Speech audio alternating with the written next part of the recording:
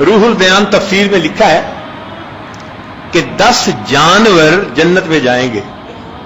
ایک بقرہ گائے جائے گی جس کو ذبح کرنے کا موسیٰ علیہ السلام کو حکم ہوا تھا.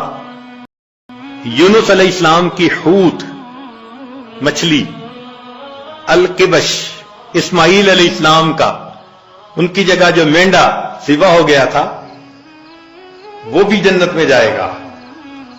اجل ابراہیم علیہ السلام کا، جس کو وہ بھون کے لائے تھے فرشتوں کو کھلانے کے لیے. نملہ،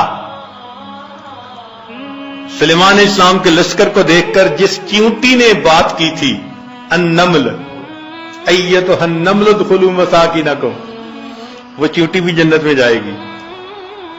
ہدہد، جس نے سلیمان علیہ السلام سے گفتگو کی تھی، وہ پرندہ بھی جائے گا. صالح علیہ السلام کی ناقہ اونٹنی بھی جنت میں جائے گی، اور نبی علیہ السلام کی ناقہ بھی جنت میں جائے گی.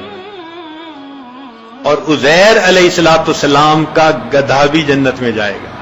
اور 10واں اصحاب کہف کا کتا بھی جنت میں جائے گا.